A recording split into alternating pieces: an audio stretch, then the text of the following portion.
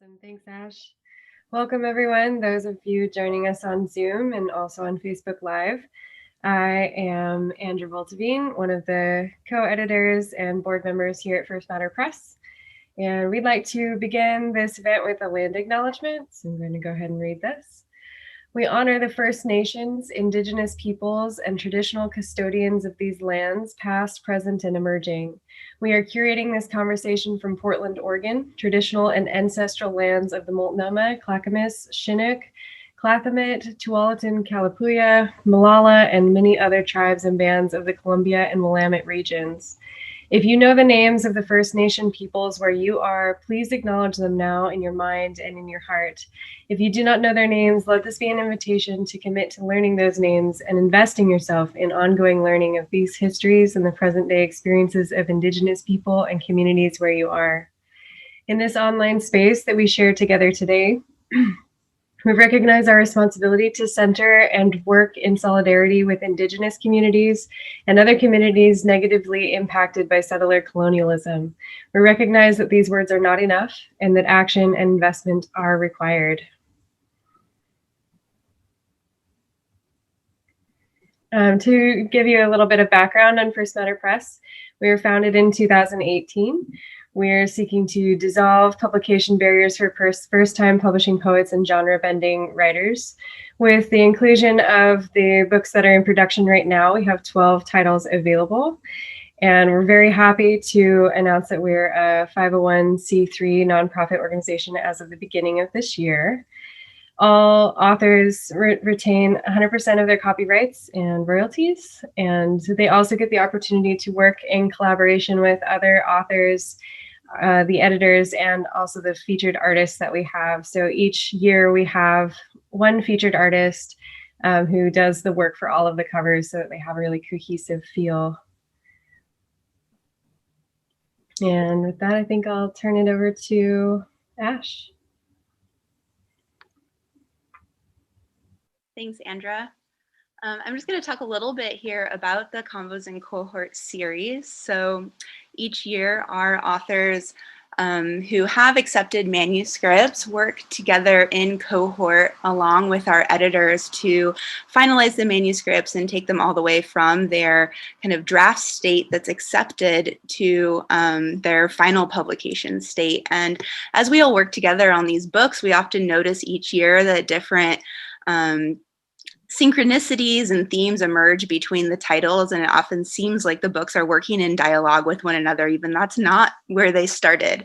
And so that made us start to think about kind of actually bringing the authors into dialogue with one another and taking the space to let them talk about their books and engage in questions and kind of really dig deeper into what it's like to work on the development of a manuscript, with the hope that these recordings and discussions will inform other poets and authors as they're on their own journeys with their manuscripts and book development. So our three authors this year are Dan Winsek, Jessica Pierce, and Gabby Hancher, and that's who's going to be in conversation this evening. And the conversation this evening is centered around Jessica's book, Consider the Body Winged.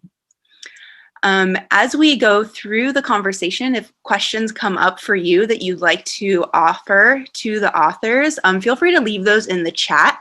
And at the end, we'll have a moderator kind of bring those questions into the conversation and take a look at them.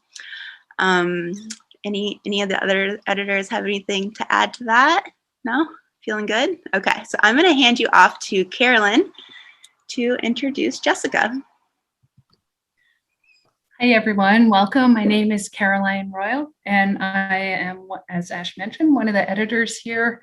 So I'm very excited to introduce Jessica to you this evening.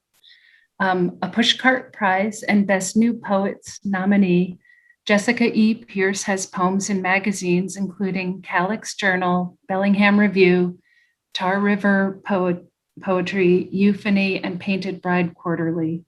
Nimrod International Journal selected her as the finalist for the 2020 Pablo Neruda Prize for Poetry. She was a finalist in the 2020 Lois Cranston Memorial Poetry Prize from Calyx Journal, a finalist in New Ohio Review's 2019 Norward Prize for Poetry, a finalist in the 2019 MVICW Poetry Contest, and the recipient of a 2019 MVIC Poet Fellowship. I encountered Jessica's work 3 or 4 years ago in a literary journal, and her voice really stood out, especially her way of looking out and then looking inward and looking out again and looking in. The opportunity to become immersed in her work while Consider the Body Winged was taking shape has been a highlight for me this past year.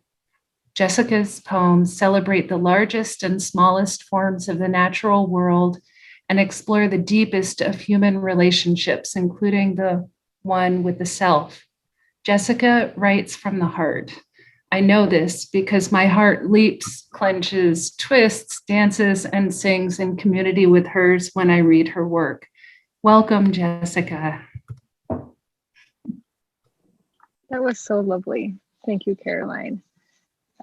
Yeah, being in community with all of you has been an absolute treat in the last year, and I'm so excited about the way in which our community is going to continue to grow and evolve as we move forward, bringing these books into the wider world and the way we continue to stay connected to each other. So thank you.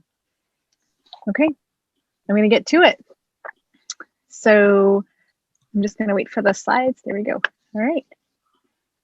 Okay, just give me 1 second. Make sure I got myself all set up. Okay. After reading Hemingway and Kafka while alone in my Kolkata apartment, I pour another glass of blue Rai-Ban gin. I cut cucumber slices and dip them in salt because vegetables.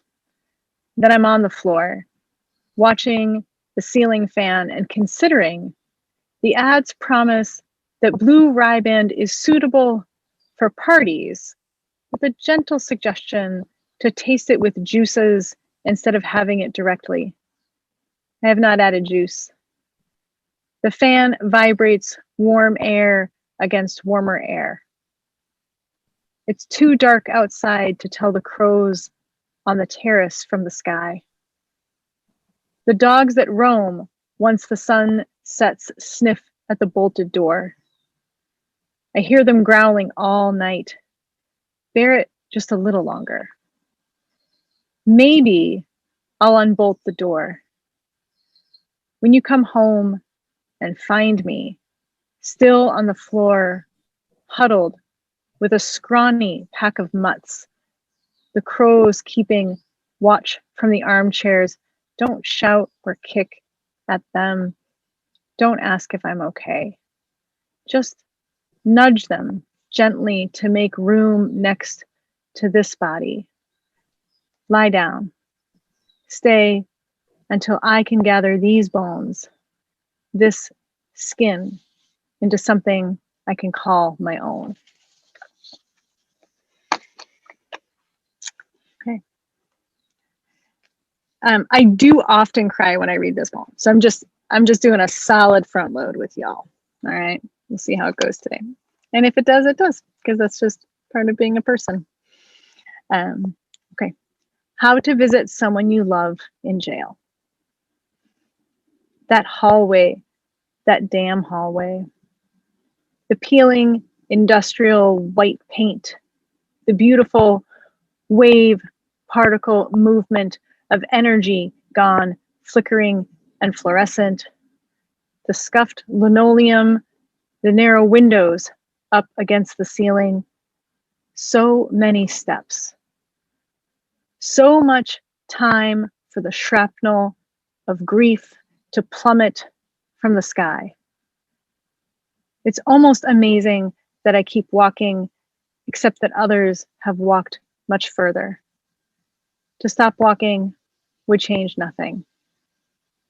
I will arrive at the thick glass window, utilitarian chairs, a phone, palms pressed against glass. The shrapnel buries itself in my lungs. The hallway bores into my memories of a small boy. Over and over again, he reaches for my hand. I grasp it over and over again. Even when I close My eyes, he is reaching and I'm grasping, and now the shrapnel finds my heart and the hallway pushes on into my heart, and I am all muscled persistence of blood and breath. I take another step.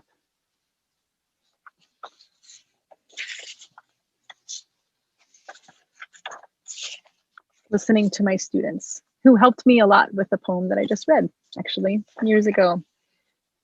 Some of the best editors I've worked with.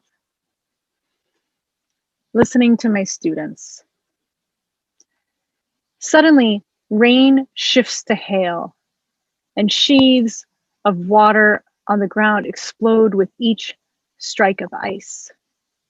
Inside, we allied struggles with faith and sons who repeat the mistakes of their fathers, and the state can suck my dick, and the use of space on the page, and if soccer is still the beautiful game, and I miss my brothers, and if I'd known she'd die that night, I would have said, I'm sorry, and how to introduce a quote, and how to project your voice from your gut, and Black men in chokeholds, and jokes, not jokes about being poor, Mexican, gay, addicts, white trash, living in trailers, abandoned, and I'm here.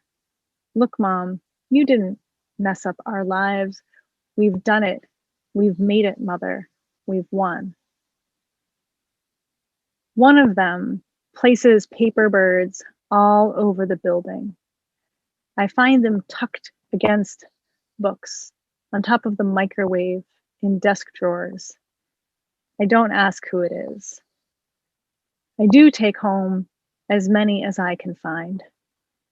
Every day I find more, until the day I don't. But that day isn't here yet. The hail rises to a roar against the windows. We pause and stare at what we know of each other, at what we don't. We wait together for the hush I'm not quite sure will come. So it was really hard for me to decide which insect poems to read because I'm totally obsessed. And I also just learned there's 500 plus bees in Oregon. And I just found a poster with 30 bees I didn't even know existed in this state. So this is one. With none of the bees from those posters, I have like 30 new poems to write, maybe 500. We'll find out. Did you see the sky open when she descended? Taking to the air with her broad body should be impossible, or at least short-lived. But the bumblebee moves her wings back and forth, not up and down, and hovers on whirling dervishes of air.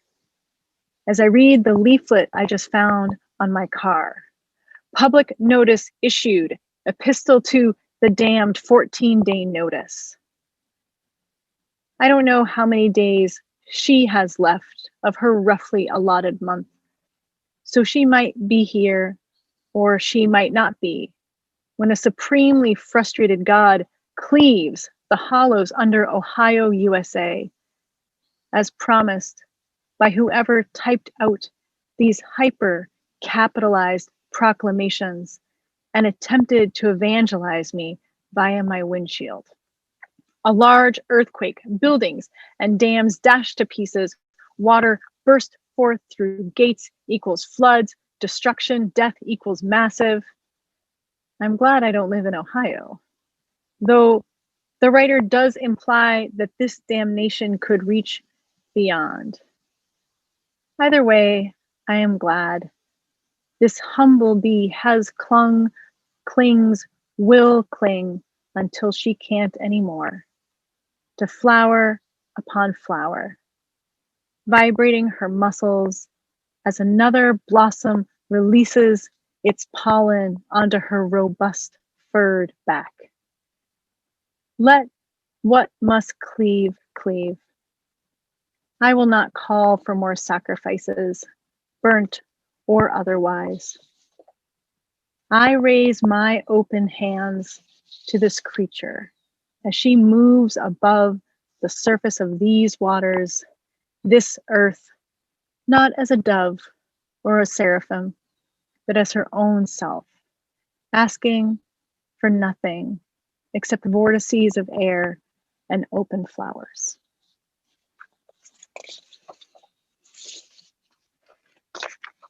This next poem took me 15 years to write, from when I was actually mugged to when the poem held together enough to be more than what it was when I first wrote it, which was its own thing. So I'm grateful for the evolution of this piece. To be mugged. Open palmed my heart, my heart, my heart. Am I speaking politely enough, giving enough? Will I ever get up from this sidewalk? So many hands, none of them my own. My pulse has never been so loud in my throat, my spine, my fingertips. The men leave, I cry for my mother. Name, address, what was taken? Name, address, what was taken? All night, someone is coming. No one is coming. I want to get up. I want to hold my pulse in my mouth, balance it on my tongue, then take the deepest breath of my life. I want to clench my fists and feel it in my spine, strong with my own sweat. My body, mine, my body, mine, my body, mine.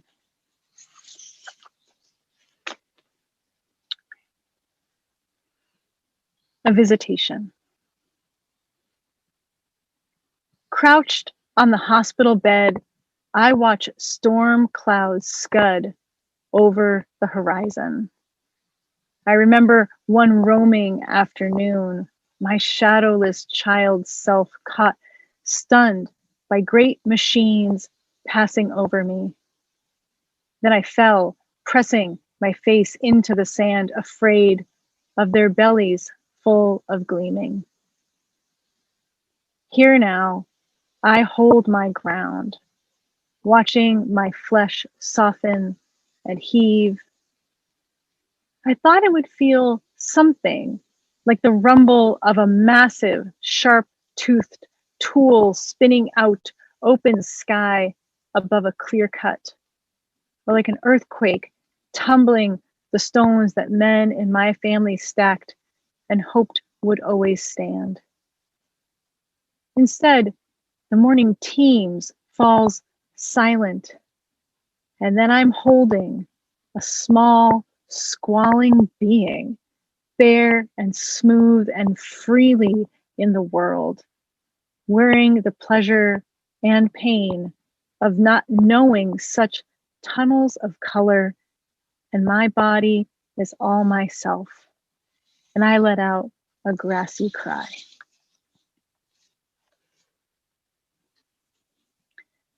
My bones used to speak to me. Of honeycombed sheets I had only known as skin. Of loving my insatiable tongue, how fallen and how delicious. But now I am in cellular silence. And when did it become this quiet? I think I went too long without saying thank you for how my hard parts hold my fleshed, quick to pain parts. How many apologies do we hook and drop into the dark of our throats?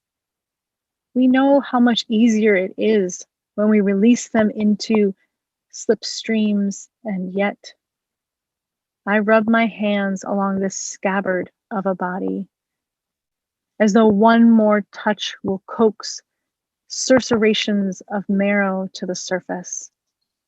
Savor iron and oxygen.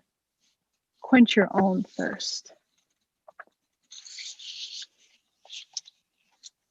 I was so glad to work on this poem with folks in a great workshop that I joined, and a couple of those folks are in this room tonight. And so it's evolved in community, which is one of my favorite things. So yay. To donate. to make a gift of. A strong-winged fish might have been the first to carry marrow in its bones. In the company of plants discovering their vascular nature and greening what had been such a red planet, alongside the still swimming ancestors of all of us terrestrial vertebrates, Eusteptotron bore its progenitor cells, those promises of new blood, like I do in this waiting room. An unnamed man has a body that needs what mine can give. 5 injections of something I can't pronounce, and my stem cells multiplied until my larger than fishbone bones weren't enough to contain them. I sway with the force of abundance, ready to rush through narrow plastic tubes into a machine that spins out infinitesimal possibilities. Teeming slipstreams for this person who wants how much longer? With his own body and blood, and the body and blood of his beloveds. I hope he has beloveds before his last breath bends. Will my cells split into anywhere near enough time? The needles make their way beneath my skin. I decide the unnamed man and I are in the Devonian oceans together, evading shark after primitive shark, taking refuge in the shadows of the great coral reefs, not knowing or needing to give thanks to gravity for keeping the water from leaving the planet, for keeping our bodies in that water, for keeping our bones and blood within our bodies. Okay, and my last poem for the evening. Some comfort. I guess this is technically a pandemic poem. I think that's what's happening here. I'm reading my first pandemic poem in a not really ended pandemic world. So I don't know. We'll see how this one sits. Some comfort. Captain Underpants is on in the background of a day made up of swans returning to the canals of Venice and other people dying. Of air clearing over LA and Tokyo and Delhi and more people dying. Before another day of incident counts and recovery numbers and so many charts and graphs that show who could die versus who has died versus the rest of us who could start struggling to breathe tomorrow, as evolution granted only one way to get oxygen into our blood for all the living most of us want so terribly. I try to take some comfort that I am not Beulah Frigida, living the rootless existence bestowed upon all lichen, while enduring the cold beyond cold temperatures and katabatic winds of the dry valleys of Antarctica. But the way it subsists on water vapor and sharply angled sunlight actually gut punches me with jealousy. Because let's be honest, our survival on this shifting substrate of stardust is fraught on the best of days. And maybe to be that limited and persistent would be lovely. Or, if not lovely, sufficient. Listen, my children are laughing with big gulps of air and take in without hesitation more of what they need. Could my own lungs ache anymore? Of course they could. Thanks.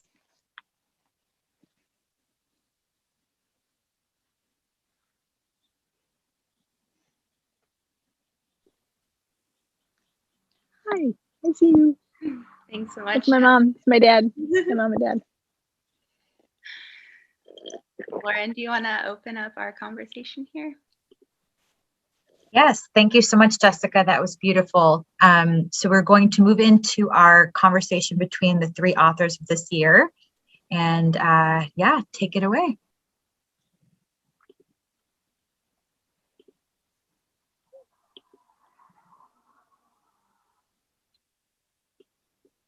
Where's Gabby? There you are. Hooray! I have arrived. Good, good. Hello, hello. Well, that was just so lovely, Jessica, to hear those Yes. in your own voice. Yes, beautiful to hear them as well as to read them. Mm-hmm. Thank you so much. Yeah. Yeah, so I guess I'll kick us off. I had a question as I was reading through your manuscript and thinking about like Dan's and mine. I noticed that yours is like, it's kind of all one section. Mm-hmm. And I was wondering if you could talk a little bit about that, because I know that Dan and I both did something a little bit different. We sectioned ours. Mm-hmm. Yeah, I really sat with that for a while. And my process involved a lot of pieces of paper stretched out across the floor for a really long time, which may be familiar. Yes. And I think what it came down to is, instead of sections, what I really saw happening in the book were just like these threads that were braiding through. And so to have a larger pause didn't feel like that matched with where these poems were going in conversation with each other. There was too much of a hard stop in some ways, because there is just in 40, let's see, so declared myself a poet at 9, so 9 to 41, whatever that math is. Right, so really tracing these threads of religion and science and my body, and it just seemed like they needed to be this the whole way through instead of anything in chunks. Mm-hmm. Right. So interconnected in that way. Yeah, I just couldn't find a place where it paused. Yeah, it is true. I could not, if I were tasked with figuring out section breaks, even with reordering them, I don't know what I would have done. So, yeah. But it's interesting. You at least sort of pondered it and sort of tested yourself with, well, does this need that or not? Right. Right. Yeah, and the insect poems kind of became these little talismans in some ways. Yeah. That functioned in a way like a section break. Right. Yeah, it's better than putting them all together. That would have been just, would have lost something, I think. Yeah. Too many wings in one small space. Too much bugs. Out a little more. Right. Yeah. Yeah. That's cool. I had kind of a similar question. We when we talked last time, however long ago that was, we didn't get too much into form, and I thought maybe this is a good time to talk form. And obviously, you do a little bit of everything in this, and it's very difficult to sort of characterize what is a typical form. But I think if something comes close, it's probably the 2 or 3 line stanzas, whereas others are one long thing or 2 longish things. So I wonder how you approach it. And does a poem of short stanzas feel different or do different things to you than a poem of long stanzas or one big stanza? How do you sort of address that when you're working and going through these drafts? Yeah, I think that was actually something that really started to emerge, I think, by the second draft of the book. And I don't know if the editors remember this process, but I think a lot of my first drafts were dense, like just a lot of rectangles, like lots. And until I'd seen all of these years, like these years of work, right? Because some of these poems in the collection are from when I was in my early 20s, and some of them are from December, January of this past year. And I was like, yikes, there's not a lot of breathing here. Maybe more breathing would be good. And so I started to play more as I was revising the second draft of the manuscript, and just started really seeing like, what happens when I let these couplets and these triplets kind of spread apart a little bit more. And then how does that balance the other poems in the manuscript that feel like they really do need to come out in more of a burst. And so that was something that I really just started playing with. And now I have a little reminder in my portfolio. I don't know if I've talked about this, maybe in workshop, that I have a heading in my portfolio, and I always give myself kind of like invitations for this year. And my invitation to myself is like, invite your poems to breathe more. Try to make every poem say everything. Each poem can just say one or two things. They don't all have to say 500. Nice. Nice. Yeah. That's cool. You reminded me, I was one of my trips overseas, I was in a forest, and there was this sign of a person with lines coming out of their mouth. And our guide explained that as a reminder to stop and breathe in the midst of this forest. So Oh, I love that. bring that into the poetry. Absolutely. Yes. And I really started to think about, like, when there's that teacher wait time, right? Having been a classroom teacher for a little bit of my life, like, pause. Okay, now what does it want? Now what does the poem want to say? What do the students want to bring forth, right? And just not trying to, what is it, Billy Collins, right? When he talks about in his poem about analyzing poetry, and the students in the poem talk about like tying the poem to a chair and like beating it into submission. Yeah. With hoses right? or something. Yeah. Right. Yeah. Like, yeah, exactly. Like, no, I don't want to do that.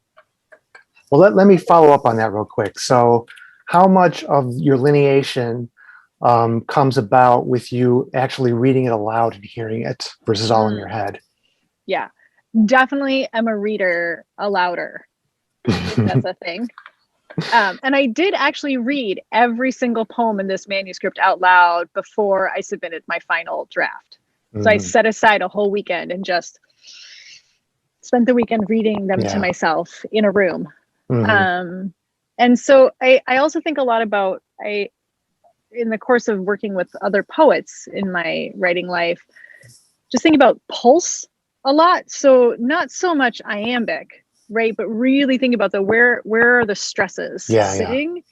And then with that, kind of thinking about that tension between kind of, like odd number stresses, even number stresses, and really just starting to think a lot about where that sits on a line when I think about a line break. And so all of that starts to move through as I read it out loud. Yeah, it helps you really like find those breath moments. Yeah, it has to feel good in the mouth, as borderline inappropriate as that may sound. It works best when it does. Gotta have good mouthfeel. That's important. Scotch. I got a question. 1 moment. Okay. All right. I'm back. You were a little stuck there. Okay. Yeah, you are back. Good. Okay. Cool. Yeah. So no, those breaths, Gabby, what you're talking about. And I think, I don't know, I'm curious if the two of you read aloud also, kind of how that works with you, and what that's, as you're going through your own processes with form, what surfaces? I can go first. I really get stuck on visuals, honestly, and I have to make the decision to read it and hear it and work that into the equation, because I love the aesthetics of words on a page and the shape it makes. And I want my poems to look pretty when you just open them and see them. As, I don't know if that's weird or what, but I want that effect too with everything else. So it's always a component in determining how they come out. But sorry, the cat got out. My son is informing me Hi, that Noah. the cat got out. He's running around back there. Noah makes a lot of appearances in Writers Workshop. That's awesome. Gabby, what about you? Yeah, Gabby, I want to hear you. Yeah. Form is like it's kind of elusive to me, because I feel like I like very similarly, like I'll when I'm writing, like I like to write by hand first. That's like really important. So I'll write by hand, and then I like, it's usually, so it's the wall of text you're talking about, Jessica, is like very familiar to me. I'm like, oh yes, it's a giant paragraph for a while. And I think like what has been like kind of coming into my awareness around form is like, as I've been like reading more poetry and seeing different kinds of things, I get inspired by that. So I kind of have just been like bubbles. That's the best. Wonderful, wonderful. That's the form I want right there. I want bubble. I want my poetry to be bubbles. It's a great form to strive for. Right? Yeah. It's like Ash, make that happen for us. Yeah, for real. Make that real. But it's like I've been like really taking in a lot of things and then kind of playing from there, like seeing like what like looks nice to me, what sounds nice to me. It's very like I definitely approach it less from like a structured formal like way, and it just feels very intuitive and like yeah, like I just sort of am like, oop, that doesn't look right, or like, you know, so then I'll move a few things. And I definitely find I make the best edits in community, like when I'm getting feedback and when I'm with other people and there's someone to kind of like it's like they can kind of see something maybe that I can't, and so things get kind of shuffled around. And then from there it's like, oh yeah, I can see, and then I work that. Yeah, definitely. And definitely reading out loud too. Like that's really important, I think. Yeah. Because like sometimes you might, you know, put in a word and then you read it out loud and you're like, oh, like what is that? That's not even the word. Like, why did I put that there?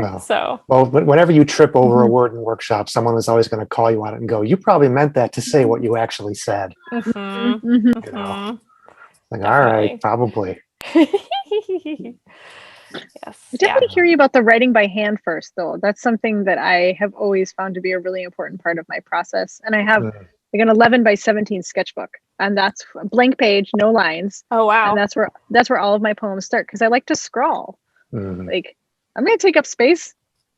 The poem's going to take up space, really, right? But like, so that, and then they often sit there for a bit before I start moving them onto a computer and starting to really think about form. But I've always had an obsession with sonnets. I blame that on a couple of former professors. And I think about that a lot, just in terms of how with 14 lines, you can really communicate, or the poem can communicate through you and through that form so much. And so even in longer poems, I find myself thinking a lot about how sonnets function. Yeah. I never was much of a formal experimenter until very, very recently. In fact, I was like desperate with writer's block, and I thought, I'll write a villanelle. But otherwise, I just hadn't really gone there. So that's. I love how you launched into villanelles. Like, it was going to be a Gosel. It wouldn't work, so it had to be villanelle. So funny. Villanelles are hard. They're really hard. I love that. That's where you're. It just makes sense to just start it. One of the most complex ones. Yeah, why not? Whatever. So great. God. That's so interesting. Oh, go ahead. Go ahead, Gabby. No, go ahead.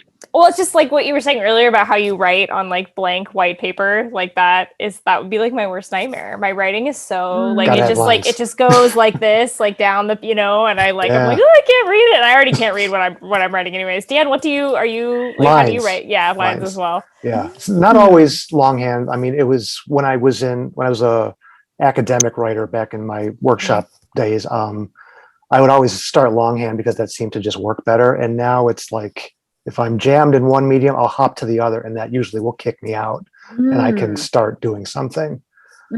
So I'll be in like a run of longhand for a while, then I'll be in a run of word processor for a while. And they kind of, figure out the right way to go. That makes sense. Yeah. Yeah.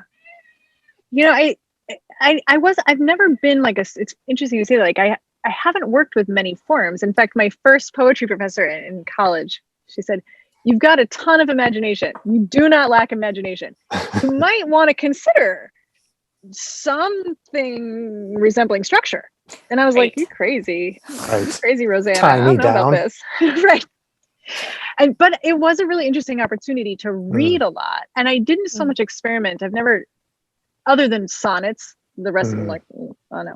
But it's the reading, right? Gabby's coming out to just like reading so many different poets. Take it in. Right. And just, like soaking it all up. Right. I think some of you know, so my tattoo has Gerard Manley Hopkins in it, right? Who is this like 18th century Jesuit poet, Dark Night of the Soul, like really on the struggle bus in some big ways, and then Mm. and wrote these incredibly intense poems, and he used sprung rhythm and sonnets and messed with sonnets and twisted them around, and that I found fascinating. Like, how do you mess with something? Mhm. Yeah, because you have to learn it to mess with it Right. Yeah. well. So Yeah. Yeah. So I did appreciate that push from Mhm. Rosanna. Kind of like, come on, honey, like challenge yourself just a little bit more. exactly. Yeah. Something about that like strikes me as like, yeah, it's like deconstructing things almost. Like what is this made of, and like, can I see it, and then can I rearrange it? Mhm. Mm-hmm. Yeah. Take it apart and put it back together again. Right. Mm-hmm. Right. But Absolutely. I think something both Gabby and I were kind of curious about in our own ways, and I'll kick us off, I guess, is obviously the vocabulary of science, biology, physics, Yes. big part of your palette. Mm. And what I'm sort of wondering is all of this in your head when it comes out, or do you have to kind of go, what's the name of that thing again? I got to hit Wikipedia and check that out. I don't know how people wrote poems before the internet. I don't know what people did. Like, how did you know things? That's awesome. I mean, encyclopedias, maybe. I don't know. Maybe you just went to school. I don't know. I don't know what Pull you out did. the almanac or something. I Yes. don't know. Right. Oh my God, I remember those. You're like the Britannica, right? Mhm. Yeah, I do. The rabbit hole of bee research is really significant. Bee search. Bee Right, search. bee search. Noah would really like that. I'm going to drop that one later on, and I'll attribute it to you, Gabby, for sure. Thank you. I just these things surface, or someone reads an article to me, and and I'm friends with a lot of really fascinating humans who do really interesting things that are like well outside of my wheelhouse, and so I just will drop this stuff. Whoa, wait, I donate white blood cells, and I'm like, wait, what was that process about? I didn't actually do a lot of research when I did it. I just kind of followed directions, and they put needles into me, and then I gave stuff to this other human, and then I received this letter saying he has died, right? And so these moments will happen. I'm like, wait, I need to learn more about what was actually behind that, right? And then the next thing you know, I'm learning about the first creature that scientists think might have had bone marrow. It just, but I just, and one of my dearest friends, Hannah, is here, and Hannah and I have been friends since a long time, and we were in sophomore biology together. Was that sophomore year, Mr. Becker? And I don't think Mr. Becker would have ever said, like, Jessica, you are a scientist. I think he would have said, Jessica, you're obnoxious. Why don't you stop talking to Hannah about Todd Stewart? But I think but really, I wanted to soak up all this stuff. I just didn't want to have to sit in class and like study it formally. Like, my brain just likes to go into these fascinating, I mean, there's so much to learn in this world. Are you kidding me? Yeah. I can vibe with that. I don't know. For sure. Yeah, like how does that, when you think about your work and you think about what comes into your workspace, I don't know, how does that reflect back or work for you? A lot of my reading is actually nonfiction, and I almost have to force myself to read poetry because I want, like you say, I want to absorb information. I want data. I cannot make bricks without clay. I think with me, it tends to be more sort of history nowadays. It was sort of physics back when I was in college or whatever, like physics for lay people. But you need, like, that's the raw material of making good poetry, I think, is just the incredible absurdity and seriousness of what's out there and what's all around us. Yeah, for sure. It's like, I read a lot of I'm in school for counseling right now, so I'm reading, I'm just absorbing like mass amounts of information all the time right now. But a lot of like what I write about is about like psychological maps and things like that, and so that's I'm like, it's the same. I'm like taking in, but I will say, like, if I don't take breaks in between, then read like complete nonsense garbage, like I can't do anything. Like I cannot produce because I'm just like, it's like there's too much like hard concrete, like, and I need like that little like, ooh, fairy magic like in there. Or I like, I can't. I won't make something. Mhm. Mhm. So yeah, it's like the interplay between the relationship between those things, I think actually is like Yeah, really yeah. important for me. A good diet. Yeah, Mhm. exactly. Healthy reading diet. Yeah. Exactly. Yeah. Absolutely. Well, I mean, I'm happy to. Everybody here can know that I have a subscription to People Magazine, right? I already told some of you, but I have no problem with everybody knowing, right? Right. Right. I want the Like a Britney little- Spears poem and workshop. Yes. Britney That's all we Spears need. plus some sort of B, Right. Yes, Like we'll of see if I course. can bring them together. Right. But I wonder. I'm curious for if this is something that feels, I don't know, resonates with either one of you. I also find that checks my own kind of like navel gazing sometimes, right? Like it's a real like pulling myself out of my head, pulling myself out of the eye. And some of it maybe comes back to what we talked about when we were in conversation with Dan a couple weeks ago, that kind of that mindfulness, right? Just kind of that playful, creative, like what's out there, Mhm. right? Some wonder, Yeah. some awe, Mhm. right? I found one of, did we talk about this at a previous meeting, that I found one of my journals from middle school and I No. opened it and I literally shrieked in my bedroom and flung it across the room. And I was just like, oh my God, who is this person? Wow, you are a brave soul. Yeah, for real. Yes, I put them away. I was like, I'm clearly not ready. This is too soon. But that, that eye and getting so caught up in that eye, right? Yeah. And so how, from a mindfulness perspective, can I bring myself back into this world, right? That the eye is really just another small speck in that grander Well, yeah, I think network. to talk about myself by myself is not interesting. It has to hook in, it has to tie in, it has to relate. Otherwise, it doesn't feel like I'm really doing the work almost. Or I'm not getting the satisfaction anyway. Yeah, I don't, Gabby, what do you sort of feel about that? I feel almost a little bit differently, I think. I feel for me, like where I'm at, like it's true that there needs to be university, whatever that word is, that word.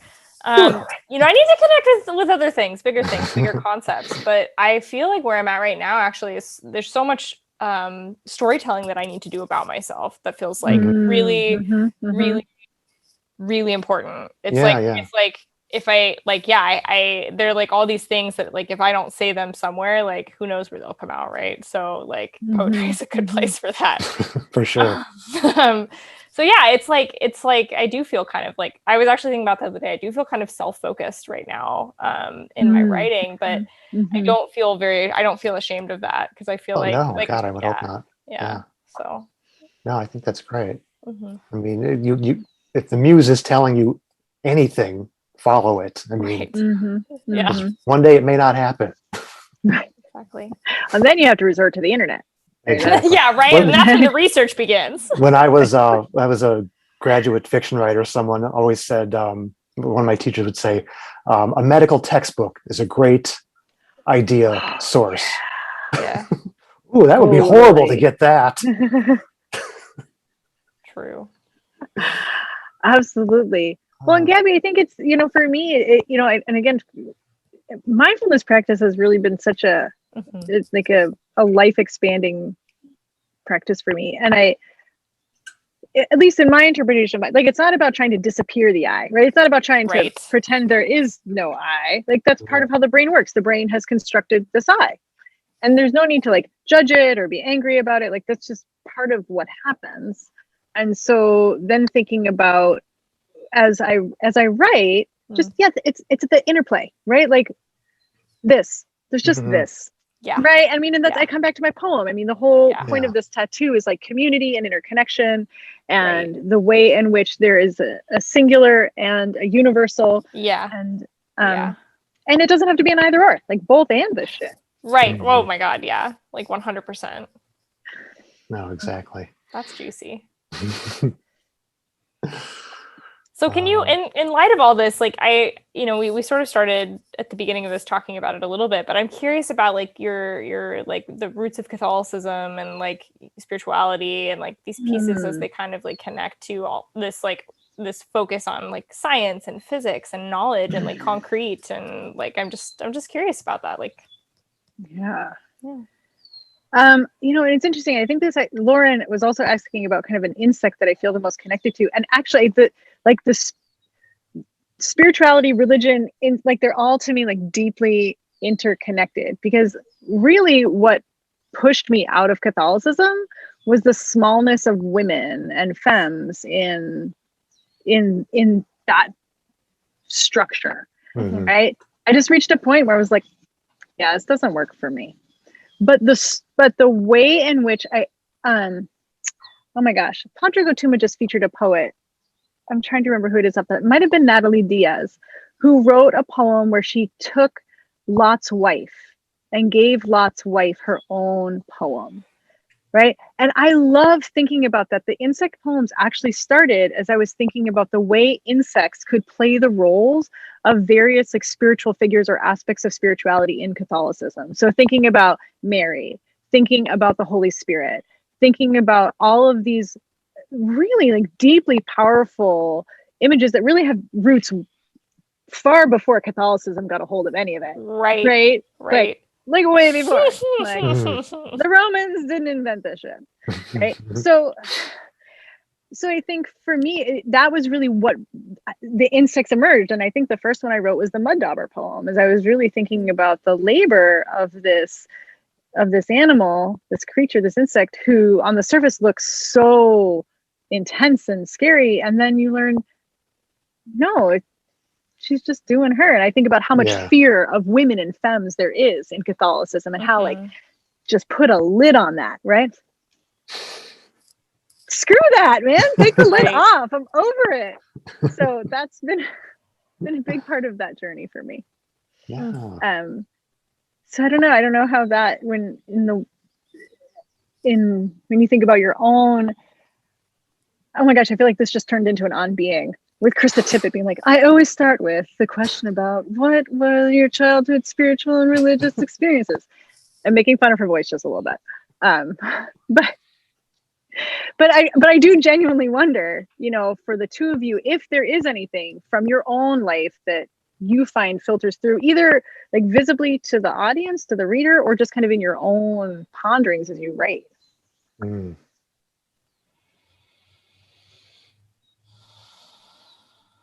I'm kind of I'm more interested in scale and randomness. I'm in no way nihilist. I mean, I am very much, I think I'm a person who values a great deal, but every time I sort of step out to look at what we are doing, what we are occupying, we are one tiny little phenomenon in the vast. I was thinking of it today. We are the flea on the elephant, which is on an even bigger elephant, which itself is on an even bigger elephant, and so on and so on. So you can't get too, I guess, hung up on yourself or too, it's difficult to put into words, but I think that's what I think is probably lurking in a lot of what I do, is this exploration of scale and what it means to give yourself your own meaning, really. It's turtles all the way down. Yes. I love that. I really appreciate that, Dan. Yeah. I wonder what Gabby is pondering. Yeah. What am I pondering? She ponders that ceiling. Well, when you asked that question, Jessica, what came to my mind was this story of like I must have been in like middle school or high school. And I wasn't raised religious, to be like really transparent, but I had this moment. I was on this hiking trip with my friends they were Christian, right? And so we go into the mountains in Canada, Kokanee Glacier.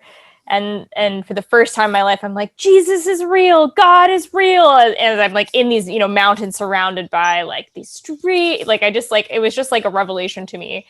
And, I don't think that anymore. I'm not religious in that way, right? I have had a lot of spiritual influences in my life, but I think when I think about what gets filtered through in my poetry, it's kind of similar to you, Jessica. It's like nature is God to me. Nature is spirituality. And there's something about like all the things I need to know are there. And so if I look there, I can see like parallels in my life and parallels in the lives of people around me. And I'm just so fascinated by it. Like that's what just really like it, I think it lights up that the curiosity in me, Yes. in a very childlike way. And that's another piece of it. Like a lot of my writing, it's kind of almost filtered through a child lens, I think, because there's something about that just feels really like important to explore, I guess. I don't know, in terms of like spirituality, it's just like I don't know. Yeah, that's where my brain goes with all that sort of stuff. But I would have liked to have been in the room, Jessica, when you told those kids that Buddha said there is no self. yeah, It was the best part of teaching every year. It really was, like this room full of 15-year-olds, right. and it was at an all-girls Catholic school. And they hired me as a comparative religion teacher. They're like, "Are you Catholic?" And I was like, "I mean, sure." As far as you know, Like sure. Lowercase c Catholic, universal. Right? Like, I'm in, hook me up, right? So, and I got to teach about Buddhism and Islam and Hinduism with 15-year-olds who were like, "Please, like, what is it?" And I was like, "I don't know either." Right? Like, let's all be confused together. And really, yeah, that like a 15-year-old saying like there is no self. Holy shit. Right. And this was just as the internet, like social media was really kicking up, and like texting, like all these things that hyper eye you, right? Like, and these every year, I just like sit with that for a while. Yeah. Just watch the consternation bloom. Right. Yep. Like, I mean, there were actually hands flailing. Like every year, I believe hands it. flailed. Yeah.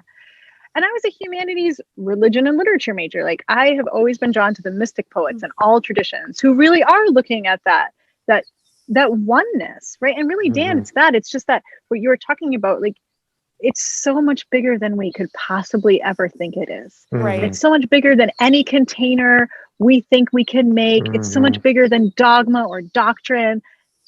Those are all just kind of weak human attempts. Yes, very poor approximations. Right. And you can kind of just like, yeah, that doesn't cut it. Right.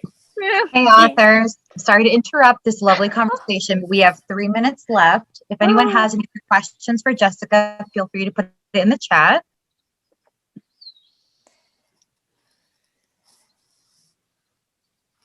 And thank you for answering the mud dauber question. Yes. Although I would actually say right now, I'm feeling the bumblebee real hard. I'm like, I'm clinging, clunging, have clunged, clinging, clung, whatever. All of that. Clung, cling, clang. Clang. All right. In our last 3 minutes, what do you feel like your 9-year-old self would feel about this book of poetry? I think she's like, yo, nice job. I mean, she was like finishing up maybe her first communion, maybe. Wow. Right. Yeah. And kind of already like, I have some questions. Like, this is interesting. Yeah. And spending a lot of time in the woods. I grew up in the middle of nowhere. And so like running around and through really big ferns. And I think she'd say like, yeah, you're paying attention to the world. I appreciate you. Keep paying attention and see what it says to you. And get ready for your second book. That's awesome. Very cool. Glad to hear it. Yeah.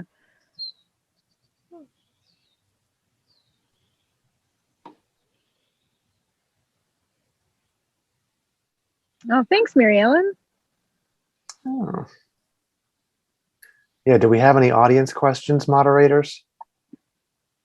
Not at this time, mostly just a lot of love, which is lovely to see. Well, that's good.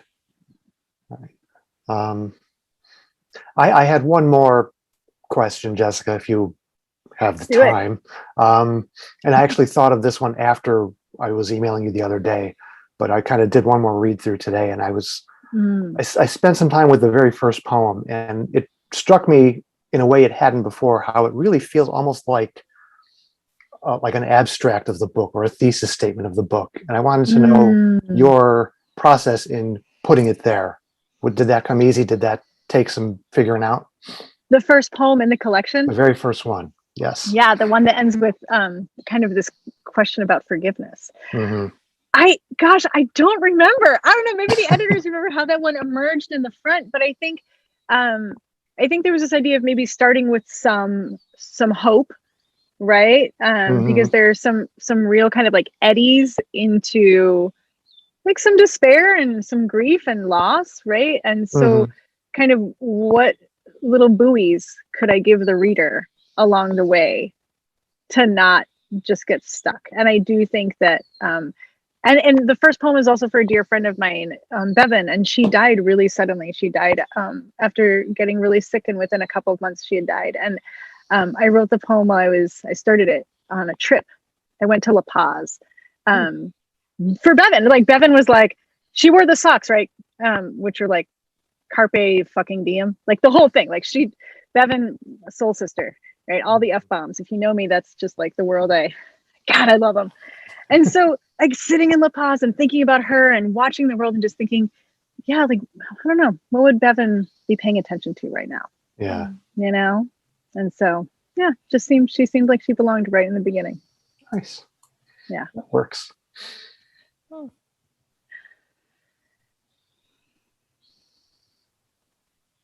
Oh, thank you, Amanda. Yeah, and Brittany, great to see you too.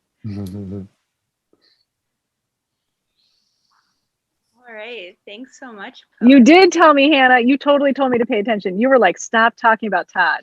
I'm taking notes. And I was like, I don't think you need to be taking notes right now. This stuff with Todd is really serious. What matters? You're getting a lot of support on the science poems. Yeah. I'd say keep it up. They're so fun. I should send some to my high school science teachers. Oh, that was a great idea. Mr. Raskew, because Hannah and I were in junior science together, and Mr. Raskew actually said to me, I'm pretty sure you're passing chemistry because of Hannah's lab notebook. And I was like, that's entirely probable. I feel that. Yep. And Hannah is a scientist. So she did it. Oh, cool. All right. Yeah. Thanks so much. I'm going to take us out here with a few updates. Share my screen here.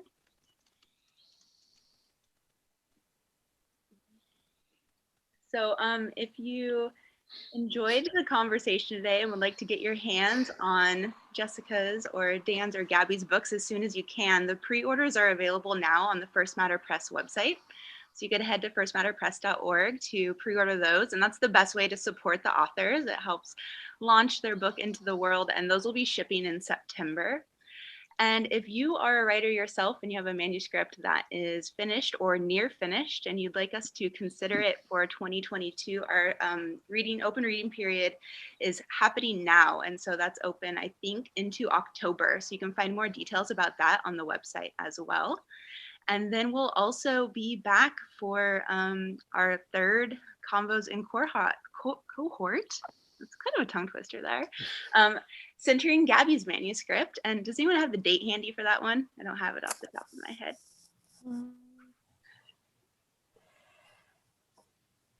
It's August. I actually don't know off the top of my head either. I've got it here. Hang on. August 3rd. August 3rd. Perfect. Perfect. So it's the same Zoom link. If you have that handy, you can hop on here with us. We'll also be live on Facebook on August 3rd.